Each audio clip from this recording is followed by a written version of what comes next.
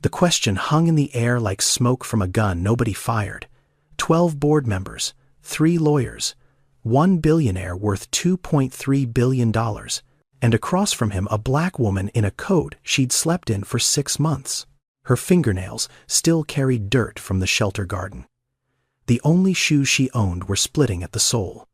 But her eyes locked onto Oliver Kensington's and did not blink. Her answer would kill a $20 million deal. It would crack open a truth that every person in that room had spent their whole careers avoiding. But first, you need to understand how a woman with nothing ended up in a room full of everything. Nadine Okafor had not always lived in a car. 2 years ago, she had a classroom. 23 third graders who called her Miss O. A chalkboard she decorated every Monday with a new word of the week. She had a husband named Terrence who worked construction and came home smelling like sawdust and sweat and kissed her on the forehead before he even took off his boots. They had a 2-bedroom apartment on the south side. Nothing fancy, but it was theirs. Rent paid on time, groceries in the fridge. Amara had her own room with butterfly stickers on the wall. Then Terrence fell. 3 stories off a scaffolding that the safety inspector had flagged twice. The company had cut corners on harnesses. Terrence hit the concrete at 7:42 on a Tuesday morning. He was pronounced dead at 8:15. Amara was 4 years old. The company's insurance was a joke. Bare minimum coverage that barely paid for the ambulance ride. The lawyers said she could sue, but lawsuits take years. Years she did not have. The medical bills alone ate through their savings in 4 months. Then the school district cut funding. Nadine's position was eliminated. No classroom, no income, no Terrence. She missed 2 months of rent, just 2. The eviction notice arrived on a Thursday. She had 14 days to leave. In America, most families are exactly 1 emergency away from losing everything. 1 hospital bill, 1 layoff, 1 missed paycheck. Nadine was not lazy. She was not reckless. She was unlucky. And the system she had paid into her whole life did not catch her when she fell. Now she lived in a 2004 Toyota Corolla with 187,000 miles on it and a back door that hadn't opened since last winter. The passenger seat was folded flat so Amara could stretch out on a sleeping bag that smelled like fabric softener because Nadine washed it at the laundromat every Sunday. That was the one thing she refused to let go. Clean sheets. Even if the bed was a car seat, every morning at 5:45 she drove to Grant Park. She parked near the public restrooms. She carried Amara inside, still half asleep, washed her face with warm water from a thermos she had heated at the gas station, brushed her teeth, combed her hair into 2 neat braids. Then she pulled out Amara's school uniform from a plastic bin in the She pressed it flat, using a pot of boiling water from the same gas station running the hot metal base across the wrinkles until the fabric looked crisp. Nobody at Amara's school knew. Not the teachers, not the other parents, not Amara's best friend Keela. As far as anyone could tell, Amara Okafor was a normal first grader with a normal life and a mother who always dropped her off on time with a packed lunch and a kiss on the cheek. The lunch was peanut butter and jelly every single day. Because peanut butter was cheap and bread was cheaper, and Nadine had calculated that she could feed Amara for 30 days on $47 if she did not eat lunch herself. She didn't. By 3:15 she picked Amara up. They drove to the library until it closed at 8. Amara did her homework at a corner table while Nadine searched job listings on the public computers. She applied to everything: grocery stores, warehouses, call centers, office cleaning crews. But every application asked for an address, and a phone number that wasn't prepaid, and references from an employer she hadn't had in 2 years. The rejections didn't come as letters. They came as silence, days of silence that stretched into weeks.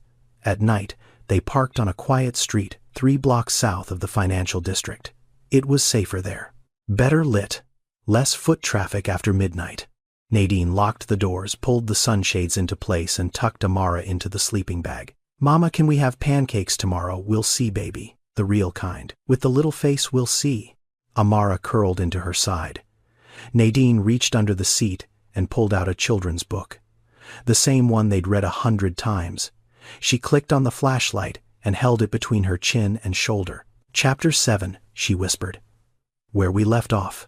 She read until Amara's breathing slowed, until the small body against hers went limp and warm. Then she clicked off the flashlight and stared through the windshield at the skyline. 3 blocks north, the Kensington Capitol building rose 42 stories into the dark. Its lights burned all night, every window glowing white and cold against the sky. The kind of building where people made decisions about land and money and futures. The kind of building that never looked down. Nadine looked at it every night. Not with envy, not with anger, with the quiet, exhausted recognition of a woman who understood exactly how close she was to that world and how completely invisible she was inside it. She closed her eyes. Tomorrow she would wake up at 5:45. She would heat the water. She would press the uniform. She would make the lunch. She would smile at the school gate like everything was fine. Because that is what mothers do. They hold the whole thing together with their bare hands, even when their hands are shaking. Oliver Kensington had not seen the ground floor of Chicago in years. His world existed at altitude, the 42nd floor of a glass tower on Michigan Avenue where the air smelled like Italian leather and fresh espresso, and the particular confidence of men who had never been told no. His corner office had windows on 3 sides. On a clear day he could see all the way to Indiana. He never looked that far. He looked at spreadsheets. Oliver was 51. Silver hair cut close, jaw built square like his father's, eyes the color of creek water, pale and sharp, the kind of eyes that made junior analysts stammer through their presentations. He wore a charcoal Tom Ford suit every day. Different shirt, same suit. His watch was an Audemars Piguet Royal Oak, $47,000 of titanium and precision that he checked 14 times a day, not because he needed to know the time, but because the motion calmed him. Kensington Capital managed a portfolio worth $11 billion. Commercial real estate, office towers, mixed-use developments, shopping complexes that replaced neighborhoods and called it progress. Oliver had built it all from a single strip mall. His father left him in 1998. He'd turned a $3 million inheritance into an empire through relentless acquisition and an instinct for what he called undervalued zones. Undervalued zones. That was the phrase. Not poor neighborhoods, not communities, zones. This morning Oliver sat at his dining table, a slab of reclaimed walnut that cost more than most people's cars. His personal chef had prepared eggs Benedict with smoked salmon and a side of fresh fruit that had been flown in from somewhere warm. He ate with one hand. The other held a briefing document. South Side Corridor. 14 acres. Current zoning, residential/commercial. Assessed value $8.2 million. Acquisition target $20 million. Projected ROI after development 340% over 7 years. He circled the ROI figure in red ink. 340%. That was the kind of number that made board members smile and investors wire money without asking questions. The deal was simple. Buy the land, demolish the existing structures, build a mixed-use complex with luxury apartments, retail space, and a boutique hotel. The city council was already on board. Tax increment financing would cover 1/3 of the construction costs. The zoning variance had been quietly approved 2 months ago. What the briefing document did not mention was that 847 people currently lived on those 14 acres.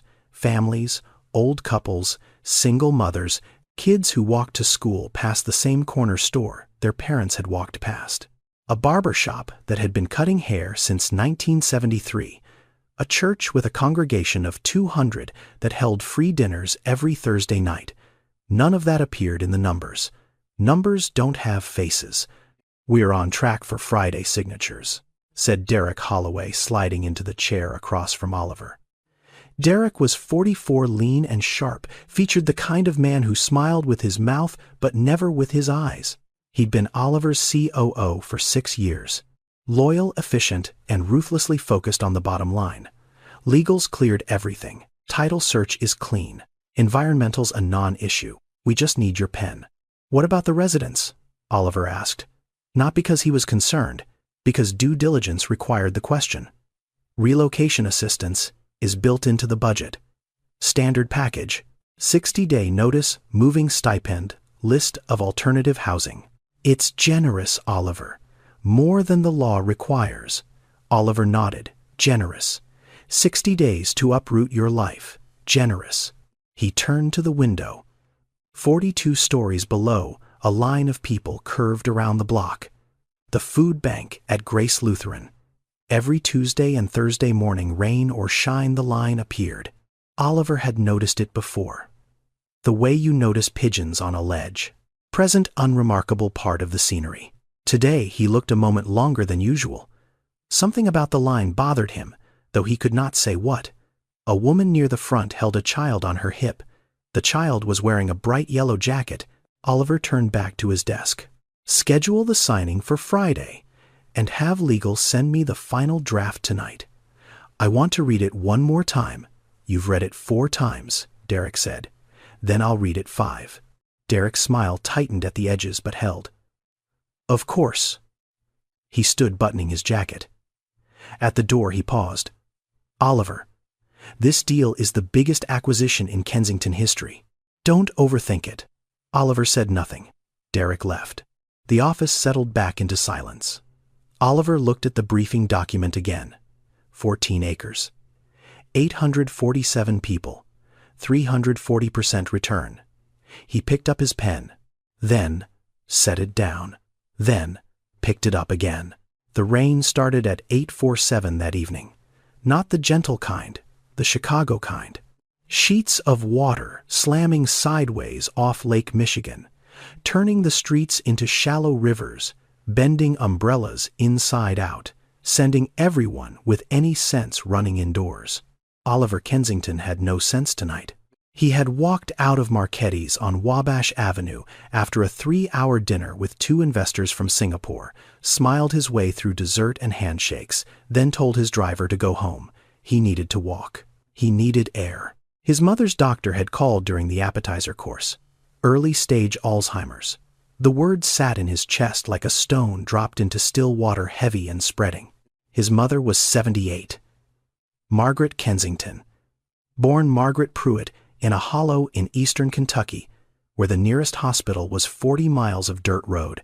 She had married his father, moved to Chicago, raised Oliver with a quiet ferocity that he had never properly appreciated. She was the strongest person he knew, and she was disappearing. Oliver walked south on Michigan Avenue. Rain hammered his $1,200 overcoat. His Italian leather shoes filled with water at the second block. He didn't care. He was thinking about his mother's hands. The way they used to braid bread dough on Sunday mornings. The way they might one day forget how. He didn't see the puddle. His left foot hit standing water on a cracked piece of sidewalk. His leg shot forward. His body went backward. He slammed onto the concrete, hip first, then shoulder. Then the back of his head bounced off the pavement with a sound he heard from inside his own skull. His phone skittered across the wet ground and disappeared under a parked car. His right knee split open. Blood mixed with rain and swirled into the gutter. For 5 seconds, Oliver Kensington, worth $2.3 billion, lay on a Chicago sidewalk in the rain, unable to move. Nobody stopped. A cab rolled past. A couple hurried by under an umbrella without breaking stride. The city moved around him like water around a stone. Then a hand appeared, small, brown, strong. It gripped his arm above the elbow and pulled. Hey, can you hear me? You're bleeding. Hold still. Nadine Okafor had seen him go down from the driver's seat of the Corolla. She'd parked on this block 20 minutes earlier, waiting for Amara to fall asleep before moving to their usual overnight spot. When the man in the expensive coat hit the ground, she didn't think. She moved. She crouched beside him, rain plastering her hair to her face. Don't try to stand yet. Let me see your knee. Oliver blinked up at her. The streetlight behind her head turned the rain into a halo of orange light. I'm fine, he said, which was a lie. His knee was screaming. His head throbbed. You're not fine. That's a deep cut. Hold on. Nadine ran back to the Corolla. She opened the passenger door carefully so she wouldn't wake Amara and pulled the last clean towel from the glove compartment. The towel she'd planned to use to wash Amara's face in the morning. She ran back and pressed it against Oliver's knee, firm and steady. "Hold this here. Keep pressure on it." Oliver obeyed. He watched her as she dropped to her knees in the rain and reached under the parked car for his phone. She fished it out, wiped it on her sleeve, and handed it back. The screen was cracked, but still glowing. "Thank you," he said, and meant it. Then a small voice came from the Corolla. "Mama?" Amara stood in the open passenger door, clutching a stuffed rabbit missing one ear. Her pajamas were pink with little stars on them. She looked at the bleeding man on the sidewalk with the fearless curiosity of a 6-year-old. "Baby, get back in the car. It's raining. Is the man okay? He's going to be fine. Get back in." But Amara walked over anyway. She held out a plastic water bottle half empty. "You can have it, mister. Mama says sharing makes the rain stop faster." Oliver took the bottle. His hand was shaking, and not from the cold. He looked at the little girl in star pajamas, standing barefoot in the rain, offering him water. Then he looked past her at the Corolla, the back seat full of blankets and pillows, the plastic bin in the trunk, the sunshades piled on the dashboard. He understood. "You live in your car," he said quietly. It wasn't a question. Nadine's jaw tightened. She picked up Amara and held her on her hip. "Come on, baby. Back inside." "Wait." Oliver reached for his wallet. "Let me help, please. I can give you enough to get a room tonight. A hotel. Something." He held out $300. Nadine stared at the bills. Rain ran down her face like tears, but her eyes were dry and hard and clear. "No," she said. "Please, you have a child. It's pouring. I've had a child in the rain before, sir. We manage. There's no reason to manage when I can help right now." Nadine looked at him, looked at his ruined coat, and his cracked phone, and his bleeding knee, and his wallet full of hundreds. Looked at all of it. Then she said something that Oliver Kensington would hear in his head every night for the next 3 weeks. Something that would follow him into boardrooms and bedrooms and the quiet hours before dawn. "I don't need your money, sir. I need the city to stop pretending we don't exist." She turned, carried Amara back to the car, buckled her in, and closed the door. Oliver stood on the sidewalk bleeding, holding $300 that nobody wanted, watching a woman and her daughter drive away in a car that was also their home. The water bottle sat on the ground where Amara had been standing, half empty, offered freely, by a child who had nothing and shared anyway. Oliver picked it up. He stood there for a long time, rain soaking through to his skin. The food bank line was gone now. The street was empty. But for the first time in his life, Oliver Kensington could see the people who were supposed to be invisible, and he could not unsee them. A homeless mother just refused $300 from a billionaire, in the rain, with her 6-year-old watching, and the words she said instead are about to follow Oliver Kensington into every room he enters for the next 72 hours. They will crack something open inside him that no amount of money can seal shut. If you think you know where this is going, you don't. Stay with me. Oliver did not sleep that night. He lay in his penthouse bedroom, 1,200 thread count sheets, temperature-controlled mattress, blackout curtains that cost more than Nadine's car, and he stared at the ceiling. "I need the city to stop pretending we don't exist." The sentence played on a loop, over and over. Not loud. Worse. Quiet. Like a crack spreading through glass. At 2 a.m., he got up, sat at his kitchen island in the dark, opened his laptop, and for the first time in his life, Oliver Kensington typed the words "Homeless Families Chicago" into a search engine. Not distressed real estate opportunities South Side. Not urban redevelopment tax incentives. Homeless families. The numbers hit him like cold water.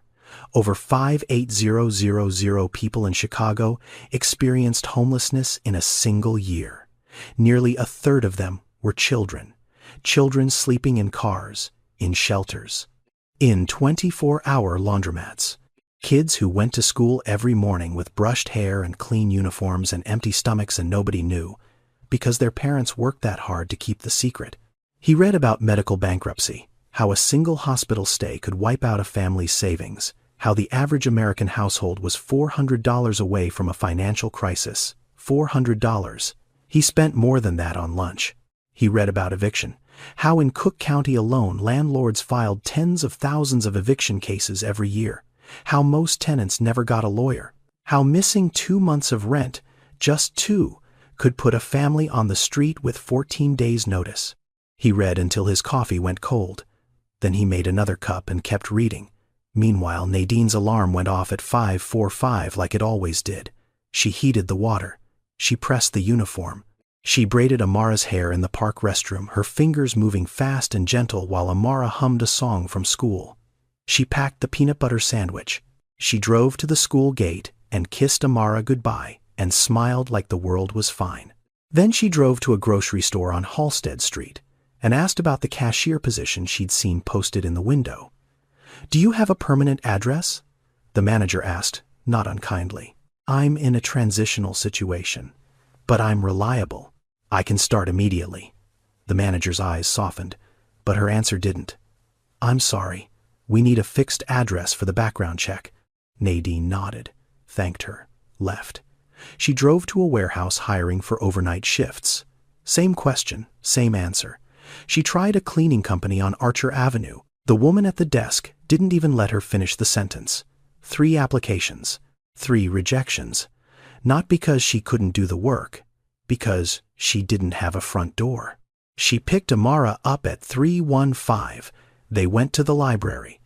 Amara spread her homework across the table, while Nadine sat beside her, pretending to read a magazine, pretending the morning hadn't happened. "Mama, yeah, baby. Are we poor?" Nadine's hand tightened on the magazine. She kept her voice steady, level, the way she used to keep it when a student asked a question that deserved more than a simple answer. "No, baby. We're between homes. That's different." "How is it different?" "Because between means it's temporary. It means we're going somewhere. We're just not there yet." Amara considered this. Then she nodded, picked up her pencil, and went back to her math worksheet. And Nadine sat there holding the magazine she wasn't reading, blinking hard against the burning behind her eyes. 48 hours after the night in the rain, Oliver Kensington did something he had never done in 23 years of real estate development. He drove to the site, not the site as a pin on a map, not the site as a spreadsheet line item, the actual physical breathing place where 847 people lived. He parked his black Range Rover on 51st Street and stepped out into a neighborhood he had only ever seen from altitude. And what he saw broke the spreadsheet in half. There was a barbershop on the corner, Curtis's, a faded red and white pole still spinning beside the door. Through the window he could see an old man cutting a teenager's hair, both of them laughing at something on a phone. A sign in the window read, "First haircut free for every kindergartner since 1973. Across the street was a small church. Whitewashed brick, hand-painted sign, Grace Community Fellowship. All are welcome. Thursday dinner 6 p.m. A woman was taping a flyer to the door about a weekend coat drive. And behind the church, a cracked asphalt basketball court where 6 kids were running a full-court game. Their shouts echoed off the buildings. One kid hit a 3-pointer from the corner, and his friends erupted. Pure joy. The kind of sound that doesn't exist in boardrooms. Oliver stood on the sidewalk and watched. This was his 14 acres, his 340% return, his undervalued zone. Except it wasn't undervalued, it was just underestimated. By men like him, who looked at maps instead of faces. He got back in his car. He sat for a long time with the engine running and his hands on the wheel. Then he drove back downtown in silence, walked into his office, and stared at the contract on his desk. $20 million. His pen was right there. Derek had left it positioned perfectly beside the signature line. Oliver looked at the contract. Then he looked at the photograph on the wall behind his desk. His mother. Margaret Kensington, born Margaret Pruitt. The woman from a hollow in eastern Kentucky, where families shared well water and nobody locked their doors because nobody had anything worth stealing. She had been poor once. The kind of poor where you wore your cousin's shoes and ate squirrel for dinner and walked 4 miles to a one-room schoolhouse. She never talked about it. But she never forgot it either. Oliver stared at her face in the photograph. Young, strong, proud. The same expression he'd seen on Nadine's face in the rain. He put the pen down, and he left the office without signing anything. Oliver just discovered that the deal which would make him richer is the same deal that destroyed Nadine's life. But what he does next is something no one in that boardroom saw coming. Don't skip ahead. The real twist hasn't happened yet. 3 days later, Oliver walked into a community shelter on the west side. He wore jeans and a plain gray jacket, no watch, no Italian shoes. He looked like any other volunteer showing up for a Tuesday shift. The woman at the front desk gave him a clipboard and a hairnet and pointed him toward the kitchen. He wasn't there to serve soup. He was there to find Nadine. It took 40 minutes. She came in through the back entrance, carrying Amara on one hip and a canvas bag on the other. She collected 2 meal boxes, a bag of toiletries, and a children's book from the donation bin. She moved through the shelter with the quiet efficiency of someone who had been here before. No eye contact with the other visitors. No lingering. Get in, get what you need, get out. Preserve what's left of your dignity. Oliver intercepted her at the exit. Nadine. She stopped. Her eyes narrowed. You. Can I buy you a cup of coffee? There's a diner on the next block. Why? Because I have questions. And I think you have answers. Nadine looked at him for a long moment. Then she looked down at Amara. Baby, you want some pancakes? Amara's face lit up. The real kind. The real kind. They sat in a booth at Manny's Diner on Kedzie Avenue. The kind of place with sticky menus and coffee that tasted like it had been brewing since 1987. Oliver ordered eggs and toast. Nadine ordered pancakes for Amara, a glass of milk and black coffee for herself. Nothing else, Oliver noticed. He didn't comment. Amara demolished the pancakes in 7 minutes, then curled up against Nadine's side and fell asleep. Nadine pulled a napkin from the dispenser and wiped syrup off her daughter's chin. The gesture was so gentle, so practiced, that Oliver's chest tightened. You were a teacher, he said. I was. Nadine wrapped her hands around the coffee cup. 3rd grade. Lincoln Elementary. 6 years. What happened? Nadine looked at him, measured him, deciding how much truth he could handle. My husband happened, she said. Terrence. He worked construction, good at it too. Strong hands, careful eye. The kind of man who measured twice, cut once, and still came home with enough energy to read Amara a bedtime story. She paused. Her thumb traced the rim of the cup. He was working a high-rise project on the north side, 3 stories up on scaffolding that had already been flagged twice by the safety inspector. The contractor cut corners on harnesses. Terrence fell at 7:42 on a Tuesday morning. Oliver said nothing. There was nothing to say. The company had bare minimum insurance. Covered the ambulance. Barely. The lawyers said I could sue, but it would take years. Years I didn't have. The medical bills ate our savings in 4 months. Then the school district cut funding. My position got eliminated. No classroom, no income, no Terrence. Her voice didn't waver. It wasn't rehearsed. It was just worn smooth like a stone in a riverbed. She'd told this story before. To social workers, to shelter intake officers, to herself in the dark trying to make sense of it. I missed 2 months of rent, she said. Just 2, 14 days notice. That's what they give you. 14 days to pack up your daughter's butterfly stickers and explain to a 4-year-old why we're sleeping in the car. Oliver's hand tightened around his fork. The company that killed her husband paid almost nothing. The system that was supposed to catch her didn't. And the city that should have noticed looked the other way. Because it's easier to not see people when they're sleeping in a car with the sunshades up. Where were you living, he asked, before the eviction? South Side, 53rd and Halstead. Little 2-bedroom. Nothing special. But it was ours. The blood drained from Oliver's face. 53rd and Halstead. That was inside the 14 acres. That was his acquisition zone. The apartment where Amara had butterfly stickers on her wall was sitting inside the boundary lines of his $20 million deal. He opened his mouth, closed it. His pulse hammered in his temples. "You okay?" Nadine asked. "You look like you saw a ghost." "I'm fine," he said, which was a lie. He was looking at a ghost, the ghost of what his money was about to do to 800 more families just like hers. "Thank you," he said quietly, "for telling me." Nadine shrugged. "You asked. Most people don't." Oliver paid the check, left a $40 tip on a $12 meal. Nadine noticed, but didn't comment. They walked out into the gray Chicago afternoon. "Can I call you?" Oliver asked. "If I have more questions." Nadine studied him again. "You're not going to try to give me money again, are you?" "No." "Then yeah. I've got a prepaid phone. 30 minutes a month. Use them wisely." She wrote the number on a napkin, took Amara from the booth still half asleep, and walked to the Corolla. Oliver watched them drive away. Then he stood on the sidewalk for a moment, looking south, toward 53rd and Halsted, toward the neighborhood he was about to bulldoze. He drove back to the office in silence. No radio, no phone calls, just the hum of the engine and the weight of what he now knew. His corner office was dark when he arrived. The cleaning crew had already been through.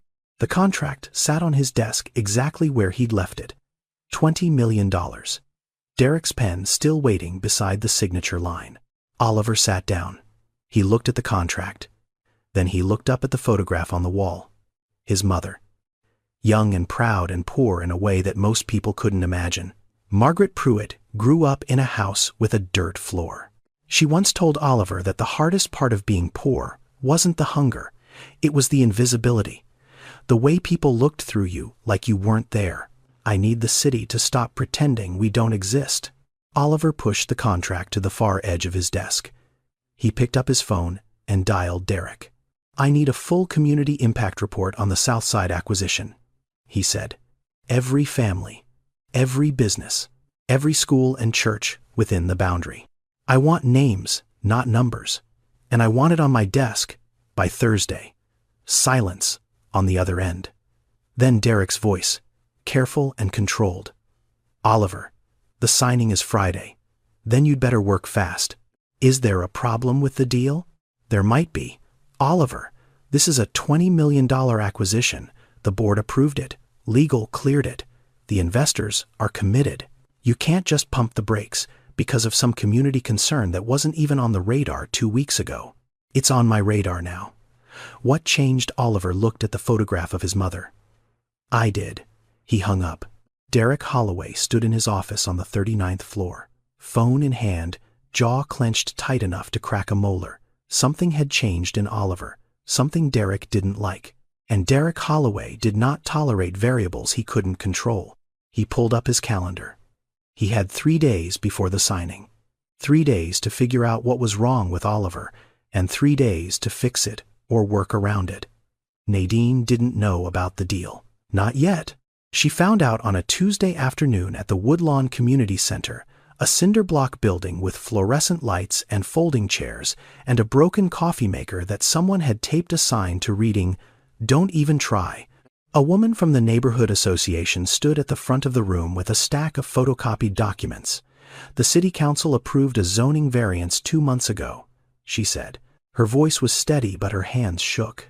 "A development company called Kensington Capital is purchasing 14 acres of residential land between 51st and 55th Street, Halsted to Morgan. All existing structures will be demolished. Residents have 60 days to relocate." The room erupted. 30 people all talking at once. An old man slammed his fist on a folding table. A young mother started crying. 2 teenagers stormed out.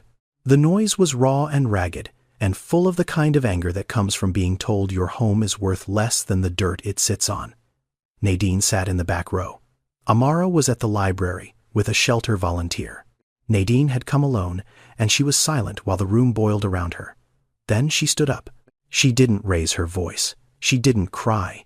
She spoke the way she used to speak to her third graders when the classroom got too loud. Calm, clear, absolute. My name is Nadine Okafor. I used to live on 53rd and Halsted, apartment 4B. My daughter took her first steps in that apartment. My husband used to fix the radiator every November because the landlord wouldn't. We paid our rent on time for 3 years, and when I couldn't pay for 2 months after my husband died, I was out in 14 days. The room went quiet. I know what it means to lose your home. And I know what they're going to tell you. They'll say it's progress. They'll say there's relocation assistance. They'll say it's generous. But you can't relocate a community. You can't put a barbershop that's been here for 50 years into a moving truck. You can't pack up the church dinners and the Saturday basketball games and the woman who watches your kids for free because she knows your name. She paused, looked around the room. This neighborhood is worth something. Not because of the land, because of us. And a public hearing is supposed to mean they listen. But most of the time they've already decided before we sit down. So if we're going to fight this, we need more than anger. We need facts. We need documentation. We need every single person in this room to write down what this neighborhood means to them, because they can ignore a protest. They cannot ignore a record. Nobody spoke for a long moment. Then the old man who had slammed the table nodded. "She's right," he said. And one by one, people started pulling out pens. 12 blocks north, Derek Holloway sat in his office reading a report from a private investigator. He kept on retainer. Oliver Kensington had been seen at a West Side shelter. Oliver Kensington had been seen at a diner on Kedzie with a black woman and a child. Oliver Kensington had requested a community impact report that was not part of any standard acquisition protocol. Derek set down the report. He leaned back in his chair, and he smiled the way a man smiles when he discovers exactly where the problem is. Oliver wanted to do the right thing. Derek didn't care about the right thing. Derek cared about the 7-figure bonus tied to the South Side deal closing on schedule. He picked up his phone and made a call. "Get me everything you can on a woman named Nadine Okafor. Address, employment history, criminal record, custody situation, everything." He hung up, straightened his tie, and walked down the hall to Oliver's office to deliver the community impact report with a smile that didn't reach his eyes. The call came on a Thursday morning. Nadine was at the library filling out her 4th job application of the week on a public computer when her prepaid phone buzzed. "Nadine, it's Oliver Kensington." She leaned back in the plastic chair. "You're using up my minutes. I'll keep it short. I'd like you to come to my office. Monday morning, 9 o'clock. Silence. Why I'm assembling a review of the South Side Development Project. I want community input. Real input. Not the kind that comes from consultants who've never set foot in the neighborhood. You want me to consult on a real estate deal. I want you to tell my team what they're not seeing, the way you told me." Nadine stared at the computer screen. The cursor blinked on a job application field that read, "Current address." She hadn't filled it in. "Mr. Kensington, I live in my car. I don't have a business degree. I don't have a suit. I don't even have a working printer. I'm not looking for a degree. I'm looking for someone who knows the truth. You know the truth better than anyone in my building. And what makes you think your people are going to listen to me?" "They won't," Oliver said. "That's exactly why I need you there." Nadine closed her eyes. She thought about the community meeting, about the old man nodding, about the young mother crying, about 847 people who were about to lose their homes the same way she'd lost hers. "If there's even a 1% chance I can stop them from doing to other families what they did to mine," she said slowly, "I have to try. Monday, 9 o'clock. I'll leave your name at the front desk. I'll be there." She hung up, stared at the phone in her hand. 17 minutes left on her monthly plan. She'd just spent 3 of them on a conversation that might change everything or change nothing at all. Monday morning, Nadine stood outside the Kensington Capitol building at 847, 42 stories of glass and steel rising into a sky the color of dirty dishwater. She wore her best clothes, a black blouse she'd washed in the shelter bathroom and dried over the hand dryer, dark slacks she'd ironed with the hot water pot. shoes with a crack along the left sole that she'd filled with superglue the night before. Her hair was pulled back in a clean bun. She carried a folder, a notebook, and a laptop she'd borrowed from the public library's lending program. She looked up at the building. Every window reflected the sky back at itself. This was the kind of place that was designed to make you feel small. Nadine straightened her spine, lifted her chin, and walked through the revolving door. The lobby was marble and chrome and silence, the kind of silence that costs money. A woman at the reception desk looked up, and her eyes traveled the full length of Nadine's outfit before reaching her face. The assessment took approximately 2 seconds. Nadine felt every millisecond of it. "I'm here to see Oliver Kensington," she said. "My name is Nadine Okafor." The receptionist checked her screen. Something shifted in her expression, surprise quickly masked. "Of course, 42nd floor. Miss Brandt will meet you at the elevator." Miss Brandt turned out to be a tall woman with silver hair and a clipboard who said almost nothing during the elevator ride. The doors opened onto a floor of glass-walled offices and people moving with the particular urgency of those who billed by the hour. Every suit in the hallway cost more than Nadine's monthly food budget. She knew it. They knew it. And every pair of eyes she passed conducted the same silent inventory the receptionist had. She kept walking. Oliver met her outside the conference room. His face broke into something that wasn't quite a smile but was close. Relief, maybe. "You came. I said I would. People say a lot of things. I'm not people." He led her into the conference room. Glass walls. A table long enough to land a small airplane on. 12 chairs, most of them occupied. Analysts, lawyers, project managers, all of them polished and pressed and utterly certain of their place in the world. And then there was Derek Holloway. He stood when Nadine entered, extended his hand. His grip was firm, his smile wide, and his eyes completely empty. "So, you're the community expert Oliver's been talking about," he said. "Fascinating." The word landed like a paper cut. Small, precise, designed to sting without leaving a mark. Nadine shook his hand and said nothing. Oliver gestured to a seat near the head of the table. "Nadine, thank you for joining us. I've asked you here to provide perspective on the community impact of the Southside Project. The floor is yours whenever you're ready."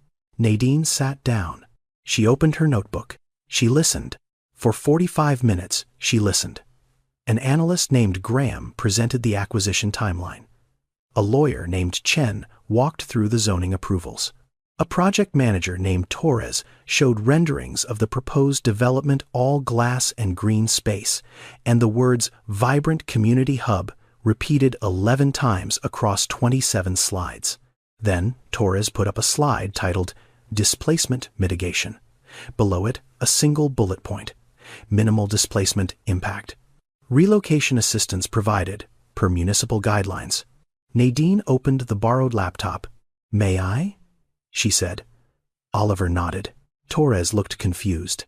Derek leaned back in his chair and crossed his arms. Nadine connected the laptop to the projector. The screen changed. Torres's sleek rendering vanished, replaced by a hand-drawn map. Color-coded, annotated in neat teacher's handwriting. "This is the 14 acres you're buying," Nadine said. "Block by block. I built this from public records, community surveys, and conversations with the people who actually live there." She pointed to a cluster of blue dots. "These are families with children under 18, 112 families. 67 of them single-parent households. The yellow dots are elderly residents living alone, 41 of them. The green ones are small businesses that have operated for more than 10 years, 14 businesses." She moved her finger across the map.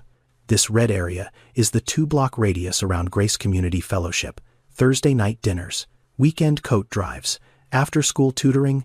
It serves roughly 300 people a week who have nowhere else to go." The room was silent. "Your slide said minimal displacement impact." Nadine looked at Torres, then at Derek, then at Oliver. "I counted 847 people. That's not minimal. That's a neighborhood." Nobody spoke. Graham stared at his notes. Chen studied the table surface. Torres's mouth opened and closed like a fish pulled from water. Derek uncrossed his arms. His expression hadn't changed, but something behind his eyes had hardened into something sharp and calculating. Oliver looked at the map. Then, he looked at Nadine, and in the silence of that glass-walled room, 42 stories above the city, something fundamental shifted in the air between them. Derek Holloway's investigator delivered the file on Wednesday morning. 3 pages, single-spaced. Everything there was to know about Nadine Okafor printed in neat black type like a death sentence. Current address none. Employment none. Vehicle registered 2004 Toyota Corolla. Spouse deceased. Child Amara Okafor, age 6, enrolled at Burnham Elementary. Last known residence apartment 4B 53rd and Halstead, evicted 18 months ago. Currently classified as unsheltered homeless per Cook County records. Derek read it twice. Then he smiled. He didn't send the file to the board directly. That would be too obvious. Instead, he left a copy on the shared printer on the 38th floor, the one the board members used before meetings. He made sure the cover page was face up. He made sure Nadine's name was visible. Then he walked away. By noon, the hallway outside the executive conference room hummed with whispers. Did you see the file on the printer, Oliver's consultant?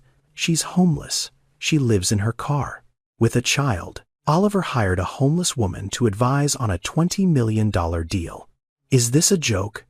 That last sentence came from Richard Pratt, a board member with silver cufflinks and a Harvard MBA, and the particular confidence of a man who had never once questioned whether his opinion mattered. He said it, standing near the elevator, coffee in hand, voice just loud enough to carry. The thing about Richard Pratt's sentence was this. If a consultant from McKinsey had stood in that conference room and presented the exact same map with the exact same data, Richard Pratt would have nodded thoughtfully and asked for a follow-up report. The information didn't change. The messenger did, and that was enough to make the information worthless in his eyes. This is how bias works in a boardroom. Not with slurs, not with obvious cruelty. With a raised eyebrow, a whispered question, a file left on a printer, the quiet surgical removal of a person's credibility based on everything except what they actually said. Nadine knew. She knew the way you know when the temperature drops before a storm. She walked into the Kensington Capitol building on Thursday morning, and the receptionist's greeting was 2 degrees cooler. The elevator ride was silent where it used to have small talk. An analyst she'd worked with on the community map avoided eye contact in the hallway. Nobody said anything to her face. They didn't have to. The air said it for them.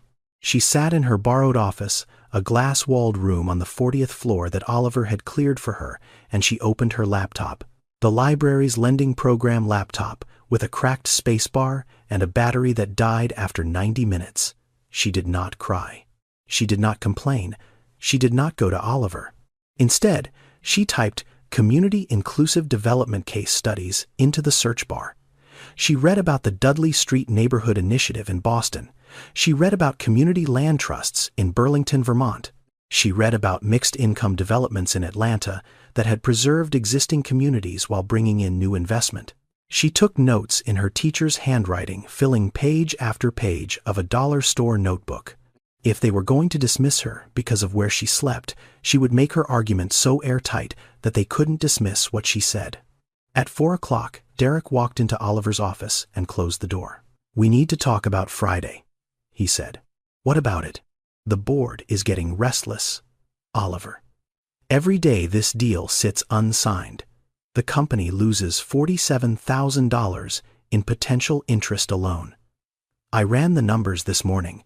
The Singapore investors have already called twice asking for a timeline. If we don't sign by end of week, they may pull their commitment entirely. Oliver leaned back in his chair. I asked for a community impact report. And you got one. Torres presented it last week. Torres presented a slide with 1 bullet point. I asked for something real. Derek's jaw tightened. Oliver, with all due respect, you're letting a woman with no qualifications, no credentials, and no permanent address derail the biggest deal this company has ever made. The board is talking. They're concerned. Concerned about what? About your judgment. The words landed hard. Oliver's eyes narrowed. My judgment built this company, Derek. And your judgment is now being influenced by someone who doesn't belong in this building. Careful, Oliver's voice dropped. Be very careful about who you say doesn't belong. Derek held up his hands. I'm on your side. I've always been on your side. But the board votes on Friday, and right now you don't have the votes to delay. If you don't sign, they'll find someone who will. He left. The door clicked shut. Oliver sat alone in the silence of his corner office 42 stories above a city full of people he was only just beginning to see. That evening, Nadine picked up Amara from the shelter volunteer who'd been watching her. They drove to their usual spot, 3 blocks south of the financial district. Nadine parked, put up the sunshades, made a peanut butter sandwich, and split it in half. Amara ate. Nadine didn't. Mama, yeah, baby. Are you going to save those people's houses? Nadine looked at her daughter. 6 years old, star pajamas, one-eared rabbit. Eyes that still believed the world could be fair if you just tried hard enough. Nadine pulled Amara close, kissed the top of her head, held her there against her chest. I'm going to try, baby. That's all anyone can do. Amara nodded against her shoulder. I think you can do it, Mama. Nadine closed her eyes. The Kensington Capitol building glowed in the windshield, 42 stories of cold white light. Oliver had 72 hours to decide. The board meeting was Friday, and somewhere on the 39th floor, Derek Holloway was making phone calls that nobody knew about. Nadine is about to discover something in those development documents that will change everything. Not just for her, not just for Oliver, but for every family on that block. And when she brings it to that boardroom, the most powerful men in Chicago won't know what hit them. It started with a footnote. Nadine was at the Harold Washington Library on Thursday night. Amara asleep in the chair beside her, wrapped in the sleeping bag they'd carried in from the car. The security guard, a quiet man named Luis, who had seen them enough times to stop asking questions, pretended not to notice. He let them stay 30 minutes past closing. Nadine was reading through the public zoning records for the Southside acquisition. Hundreds of pages of legal language survey maps, environmental assessments, title histories, the kind of documents designed to be so dense that nobody without a law degree would bother reading them. But Nadine had been a teacher. She knew how to read carefully. She knew that the most important information was often buried in the smallest print. On page 247 of the title history, in a footnote, so small it might have been an accident, she found it. Parcels 14A through 14F. Subject to existing community land trust covenant, established 1974, renewed 1999. See Appendix J. Nadine's breath stopped. She flipped to Appendix J. It wasn't there. The appendix had been removed from the public filing, deliberately. The page numbers jumped from Appendix 1 to Appendix K. Her hands shook as she pulled out her phone. 14 minutes left on the prepaid plan. She used 6 of them. The man who answered sounded like gravel and Sunday sermons. Reverend Clarence Mays, 72 years old. Pastor of Grace Community Fellowship for 40 years. The same church with the Thursday dinners and the weekend coat drives. The same church sitting on the 14 acres that Kensington Capitol wanted to bulldoze. Reverend Mays. My name is Nadine Okafor. I used to live on 53rd and Halstead. I need to ask you about a community land trust. Silence on the line. Then a long exhale. I haven't heard anyone mention that trust in 20 years, he said quietly. It exists. It exists. It was established in 1974 by the Southside Community Coalition. After the Civil Rights Movement, black neighborhoods all over the country were losing land to developers and highway projects. Eminent domain was being used like a weapon. So, community organizations started creating land trusts, legal protections that kept the land in community hands. The trust on 53rd Street covers 6 parcels. It was renewed in 1999 for another 50 years. So it's still active, Nadine said. It's still active. And if it's still active, that land cannot be sold to a private developer without the explicit consent of the Community Trust Board, which is me, Mrs. Dolores Washington, and Mr. Henry Abrams. Nadine's pulse hammered. Reverend Mays. Do you know a company called Kensington Capital? I know they've been buying up half the South Side. They're trying to buy your 6 parcels. And the trust isn't mentioned anywhere in their acquisition documents. Someone removed it from the public filing. Silence. Long and heavy. Lord have mercy, the Reverend said softly. They buried it. Yes, sir. They buried it. Nadine hung up.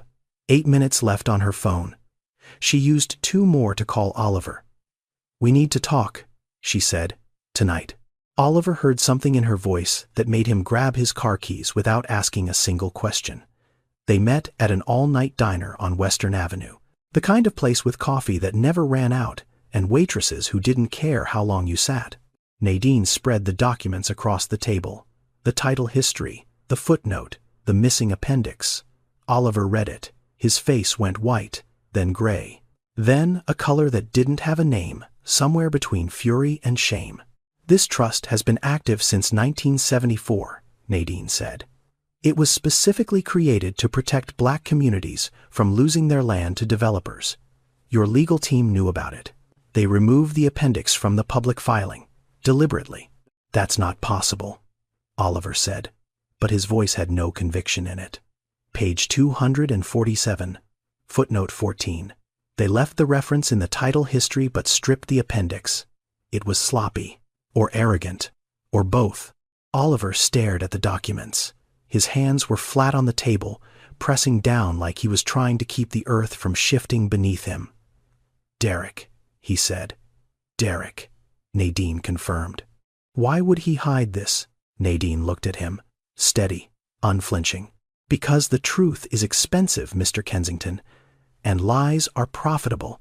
Oliver sat there for a long time. The diner hummed around them. A trucker at the counter ordered pie. A waitress refilled coffee without being asked. The world kept turning while Oliver Kensington's world stopped.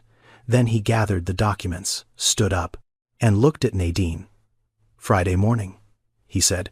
Board meeting, 9 o'clock. Be there. They won't want me there. I don't care what they want. I care about what's right. He left a 50 on the table and walked into the night. Friday morning. 8:56 a.m. 42nd floor. The conference room filled like a courtroom before a verdict. 12 board members. 3 lawyers. Derek Holloway, in his sharpest suit, his face arranged into an expression of calm confidence. Oliver at the head of the table, his expression unreadable. And one empty chair positioned to Oliver's right. Before we begin, Derek said, straightening his tie, I want to confirm that this meeting is for board members and senior executives only. The agenda is straightforward. Final vote on the Southside acquisition. All documents have been reviewed. All due diligence is complete. We simply need Oliver's signature. Oliver looked at the empty chair, then at the door. We're waiting for one more person, he said. Derek's smile faltered. Who? The conference room door opened. Nadine Okafor walked in.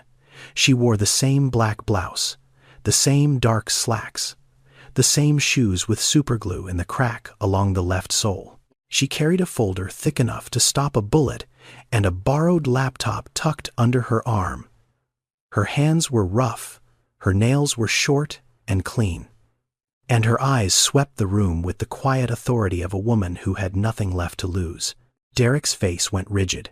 You're bringing her into this room. She's not a consultant, Oliver. She's a liability. Oliver didn't look at Derek. He looked at the board. She's the only person in this building who's told me the truth. Nadine sat down. She opened the folder. She connected the laptop to the projector. And for 12 minutes, she laid out everything. The Community Land Trust. The 1,974 Covenant. The 1,999 Renewal. The missing appendix. The footnote on page 247 that someone had tried to bury. She spoke the way she'd spoken at the community meeting. Calm, clear, absolute. No tears, no anger. Just facts, stacked like bricks, building a wall that couldn't be knocked down. The 6 parcels covered by this trust cannot be legally transferred to a private entity without the consent of the Community Trust Board, she said. That consent was never sought. It was never even mentioned, because someone in this company removed the documentation from the public filing. The room erupted. Board members turned to each other. Lawyers whispered furiously. Derek leaned forward. "This is an outdated legal technicality," he said, his voice sharp. "That trust hasn't been enforced in decades. No court in Cook County would uphold a 50-year-old covenant over a $20 million development deal." "The covenant was renewed in 1999, Nadine said quietly. "It's current, and the trust board members are still alive. I've spoken to all three of them." "You've spoken to them," Derek repeated, and there was something dangerous in his voice. "A woman who lives in her car has been conducting unauthorized legal research and contacting third parties about a confidential acquisition. This is a breach of every NDA in existence." "I never signed an NDA," Nadine said. "You never asked me to. Maybe because you didn't expect the homeless woman to actually read the documents." Silence. Then Oliver raised his hand. The room went quiet. Every head turned. He looked at the contract on the table. He looked at the rendering of the development. He looked at Derek. Then he turned to Nadine. "If this were your neighborhood," he said slowly, "your home, your daughter's school, what would you want the man sitting in my chair to do?" Derek snorted. "Oliver, this isn't a philosophy class. I'm not asking you, Derek. I'm asking her." Nadine didn't answer right away. She looked down at her hands, the rough hands, the clean nails, the hands that washed Amara's face every morning with water from a thermos, the hands that pressed a school uniform with a pot of boiling water, the hands that had nothing and held everything. Then she looked up, and when she spoke, her voice was the voice of a teacher standing in front of a classroom delivering the most important lesson of her life. "I would want him to remember that every number on that spreadsheet used to be a person, that the undervalued zone he sees on the map is where Mrs. Patterson taught 3 generations of children to read, where Mr. Abrams fixed every kid's bicycle for free on Saturdays, where my daughter took her first steps." She paused. The room didn't breathe. "I would want him to ask himself, when did we start believing that profit is more important than people? Because the moment we accepted that, that's when we all became homeless, not just people like me, all of us." The silence that followed was so complete you could hear the ventilation system hum 42 stories up. Oliver stared at her. Then he looked down at the contract. Then he picked up his pen. 12 board members leaned forward. Derek's eyes gleamed. The lawyers held their breath. Oliver drew a single line through the signature block. "Diagonal, decisive, final. The deal is off," he said. The room exploded. Derek shot to his feet. "You can't do this. The board approved this deal 6 weeks ago. You don't have the authority to unilaterally cancel a board-approved acquisition." "I do, when the acquisition was built on fraud," Oliver said. His voice was quiet, but it carried through the noise like a blade through silk. "The Community Land Trust was deliberately concealed from this board. That's a material omission in the due diligence process. It exposes the company to litigation, regulatory action, and reputational damage that would dwarf the cost of this deal." "That's absurd," Derek said. "The trust is a relic. It's unenforceable. Any competent lawyer will tell you that." "Then why did you hide it?" Oliver asked. Derek's mouth opened, closed, opened again. "I didn't hide anything." Page 247 of the title history. Footnote 14. Reference to Appendix J, an appendix that was removed from the filing before it reached this board. Oliver opened his own folder and slid a printed page across the table. "I had an independent title search conducted last night. The original filing with Cook County includes Appendix J. The version our legal team submitted to this board does not. Someone deleted it." Every head in the room turned to Derek. "This is a fiduciary violation," Oliver continued. "A senior officer of this company deliberately withheld material information from the board of directors to advance a deal that served his personal interests. Derek's compensation package includes a 7-figure bonus tied directly to the closing of this acquisition. He had every incentive to bury the trust and no incentive to disclose it. Derek's face drained of color. Then it flooded red. He looked around the room for an ally, a sympathetic face, someone who would back him up. He found none. "This is ridiculous," he said, but his voice had lost its edge. "I'm being set up by a homeless woman who has no business being in this building. Miss Okafor found what your entire legal team either missed or concealed," Oliver said. "That doesn't make her unqualified. That makes her the only competent person in this room." Richard Pratt, the board member with the silver cufflinks who had whispered in the hallway, cleared his throat. "I move to terminate Derek Holloway's position as COO, effective immediately pending a full internal investigation into the handling of the Southside acquisition documents." "Seconded," said a woman at the end of the table. The vote was 9-3. Derek stood there. His tie suddenly looked too tight. His suit suddenly looked like a costume. He picked up his phone, his pen, his leather portfolio. He walked toward the door. Then he stopped, turned, looked directly at Nadine. "You think you've won?" he said. His voice was low and cold. "You're still homeless." Nadine looked at him. She didn't flinch. She didn't smile. She just held his gaze, the way you hold a door open for someone who doesn't deserve your courtesy but gets it anyway. "And you're still wrong," she said. Derek left. The door closed behind him. The room settled into a strange, heavy quiet. Not celebration, not relief. Something more like the silence after a storm passes and you step outside to see what's left standing. Nadine sat in her chair. She closed the folder. She shut the laptop. Her hands were steady, but something behind her eyes looked infinitely tired. She had not won anything today. She had stopped something. There is a difference. Board members filed out in clusters of 2 and 3, speaking in low voices, avoiding Nadine's eyes. Not because they disliked her, because they were ashamed. They had dismissed her, whispered about her, questioned her credibility based on everything except what she actually knew. And she had been right.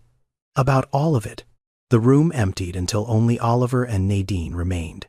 He stood on one side of the long conference table. She stood on the other. The Chicago skyline spread behind them, gray and vast and indifferent. "Thank you," Oliver said. Nadine looked at him. Her eyes were clear and dry and old in a way that had nothing to do with age. "Don't thank me," she said. "Fix it." Then she picked up her things, walked out of the conference room, took the elevator down, 42 floors, crossed the marble lobby, pushed through the revolving door, and got into a 2004 Toyota Corolla with a back door that didn't open and a sleeping bag in the passenger seat. She drove to the shelter, picked up Amara, buckled her in. "How was your day, Mama Long, baby? Really long. Did you save the houses?" Nadine looked at her daughter in the rearview mirror. 6 years old. Star pajamas folded in the trunk. One-eared rabbit in her lap. "Not yet," she said. "But we're closer." Nadine just helped bring down a $20 million deal and exposed a corporate cover-up. But she's still sleeping in her car tonight. What Oliver does next isn't charity. It's something far more radical. And it's about to change an entire neighborhood. The meeting happened on a Tuesday afternoon, not in the glass conference room on the 42nd floor, in the basement of Grace Community Fellowship. Folding chairs, fluorescent lights, the broken coffee maker with the sign that still read, "Don't even try." Oliver sat across from Reverend Clarence Mays and Nadine at a table covered in documents, sketches, and a hand-drawn map of the South Side that Nadine had updated with colored markers.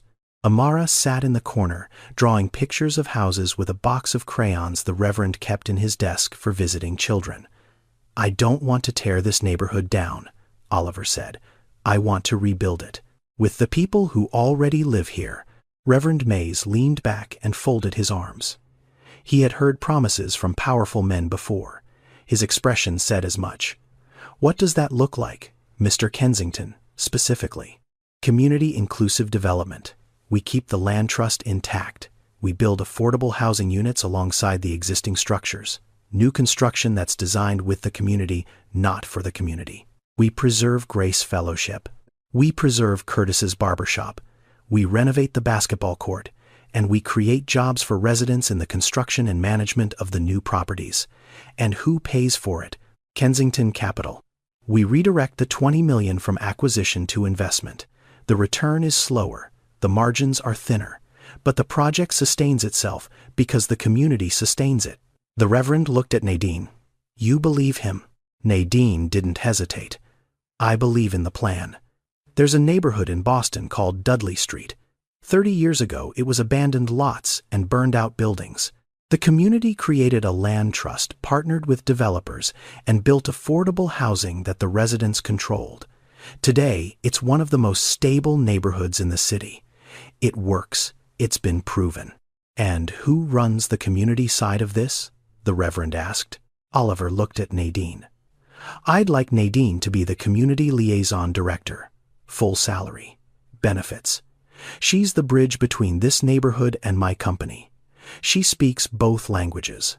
Nadine's jaw tightened. This isn't a gift, Oliver. It's not a gift. It's a job. You're the most qualified person I've met for it. And I'm not saying that because you're a good person. I'm saying it because you walked into a boardroom full of people who wanted you to fail, and you brought facts that none of them could argue with. That's qualification. Nadine stared at the table, then at Amara in the corner drawing a house with a yellow door. One more thing, Oliver said. He slid a document across the table. I want to establish an education fund for children in the development zone. Tutoring, school supplies, college savings accounts. I'd like to name it the Terence Okafor Education Fund. Nadine's hand stopped above the document. Her breath caught. You don't have to, she said quietly. Your husband built buildings, Oliver said. He deserved better than what happened to him. This won't fix that. But his name should be on something that lasts. Nadine pressed her fingertips against the table. She didn't speak for a long time. Then Pointy nodded once. The Reverend reached across and placed his hand over hers. Nobody said anything. They didn't need to. 3 weeks later, Nadine stood in front of a door. Apartment 7C. Second floor of a newly completed affordable housing unit on 53rd Street, half a block from where she'd lived before. The building was modest. 3 stories. Clean brick. Large windows. Built to last, not to impress. Nadine had applied through the same process as every other qualifying family. She'd filled out the same forms, provided the same documentation, waited in the same line. 37 families had been approved in the first round. She was one of them. Not first. Not special. One of 37. She held the key. A real key. Metal. Heavy. Warm from her palm. She turned it in the lock. The door opened. The apartment was small. 1 bedroom, 1 bath, a kitchen with a window that looked out over the street. The walls were white, the floors were clean, the radiator worked. There was nothing in it except light. Amara pushed past her legs and ran inside. She sprinted from room to room, which took approximately 4 seconds, because there were only 3 rooms, and she screamed with the pure, unfiltered joy of a 6-year-old discovering that the world had walls again. Mama, there's a bathtub. I know, baby. A real bathtub. With handles, I know. Can I take a bath right now? Can I? You can take as many baths as you want. Amara disappeared into the bathroom. The sound of water running filled the apartment. Nadine stood in the doorway. She reached out and placed her hand flat against the wall. Just her palm, fingers spread, pressing, drywall, cool and smooth and solid beneath her skin. The first wall she had touched in 18 months that belonged to her. She stood there with her hand against the wall, and she cried. Not the kind of crying she'd done before, the quiet kind, the kind pressed into a pillow in a car at 2 a.m., so Amara wouldn't hear. This was the other kind, the kind that comes when the weight finally lifts and your body remembers how to breathe, the kind that shakes your shoulders and blurs your vision and sounds like something between laughter and breaking. She cried for Terence, for the apartment with the butterfly stickers, for the 18 months of gas station, water, and peanut butter sandwiches, and sleeping bag nights. For every morning she pressed a uniform with a pot of boiling water and smiled at the school gate like nothing was wrong. She cried because it was over, and because she had survived it, and because surviving it had cost her something she was only now beginning to measure. From the bathroom, Amara called out, "Mama, the water's warm." Nadine wiped her face, steadied her breathing, and walked toward the sound of her daughter's voice. 6 months later, the South Side looked different, not unrecognizable. That was the point. Curtis's barbershop still stood on the corner, the red and white pole still spinning, a new coat of paint on the doorframe, but the same first haircut free sign in the window. Grace Community Fellowship still held Thursday dinners. The basketball court had been resurfaced. The rims replaced a small set of bleachers added along one side where parents sat and watched their kids play in the evenings. New buildings rose between the old ones. 3-story affordable housing units with clean brick and big windows. A community center with a computer lab and a job training office. A small medical clinic staffed 2 days a week by volunteer doctors from Northwestern. Nadine's office was on the 2nd floor of the community center. It had a window overlooking the basketball court. On her desk sat a framed photograph of Terrence holding Amara as a baby, a stack of community surveys she reviewed every week, and a small plastic water bottle, half empty, sitting beside her laptop. She never explained the water bottle to anyone who asked. She just said it was a reminder. Amara had her own room now. A real bed with a real mattress and butterfly stickers on the wall, again new ones chosen by Amara herself from a dollar store on Halsted. She had a bookshelf with 32 books, most of them donated by the library lending program. She had a desk where she did her homework every night, while Nadine cooked dinner in a kitchen with a stove that worked. Every Tuesday and Thursday afternoon, Nadine ran a free tutoring program in the community center. 12 kids, sometimes 15. She stood at a whiteboard the way she'd stood at a chalkboard 6 years ago, marker in hand, teaching fractions and reading comprehension, and the quiet belief that knowing things could change your life. Oliver visited the site every 2 weeks. He walked the blocks. He talked to residents. He ate lunch at the corner diner, where the owner still charged him double because she said billionaires could afford it. He didn't argue. On a Thursday evening in October, Oliver and Nadine stood on the sidewalk outside the basketball court. The sun was going down. Kids shouted on the court. A woman walked past with grocery bags. An old man sat on the new bleachers reading a newspaper. "Do you think it's enough?" Oliver asked. Nadine watched the kids play. A girl hit a layup, and her friends cheered. The sound echoed off the new buildings and the old ones the same way. "It's a start," she said. "That's more than most people give." Oliver nodded. He looked at the court, at the buildings, at the people, the real things his money had built, not because it was profitable, but because a woman in a car had told him the truth and he had chosen to listen. Change doesn't come from one good person doing one generous thing. Change comes when the people with power stop talking and start listening to the people without it. That's not a fairy tale. That's a choice. And it's available to anyone sitting in any chair, in any room, at any time. Nadine sat in the conference room on the 42nd floor the following Monday. The same glass walls, the same long table, the same view of the city. But her chair was at the table now. Not in the corner. Not borrowed. Hers. On the table in front of her, beside her laptop and her project folder, sat the plastic water bottle, half empty. Amara's water bottle, the one she'd offered to a bleeding stranger in the rain. Nobody in the room knew what it meant, but Nadine did, and she would never forget. You might think this story is over, but there's one more moment. Something that happened between Oliver and Nadine that neither of them planned. And it will stay with you long after this video ends. Oliver called her on a Sunday morning. His voice was different, quieter, smaller than she'd ever heard it. "I need to ask you a favor," he said. "A personal one." "What is it?" "My mother, Eleanor. She's been diagnosed with early-stage Alzheimer's. She still remembers most things now, but the doctors say that window is closing. I want to record her story, her whole life, before she forgets it." He paused.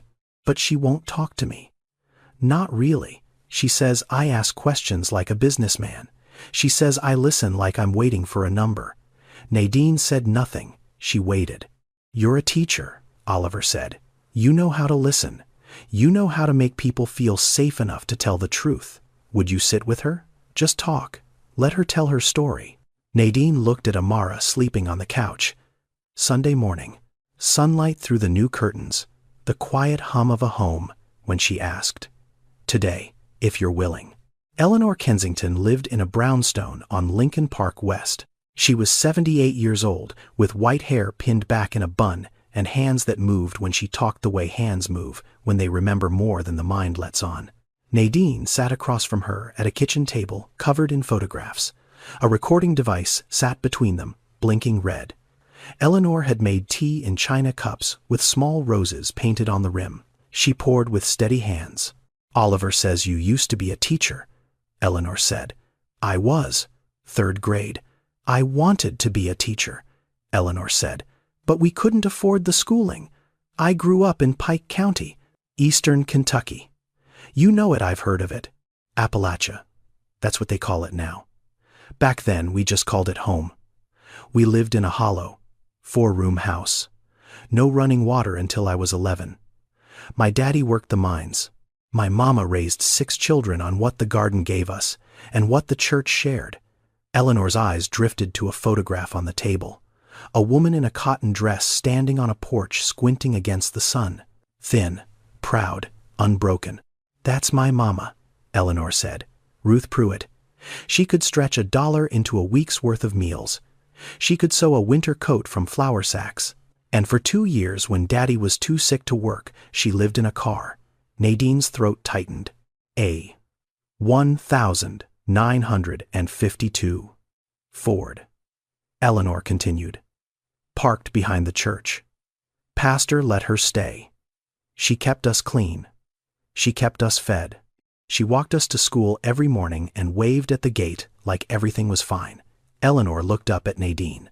Her eyes were sharp and bright and full of a recognition that crossed decades. You remind me of my mama, she said softly.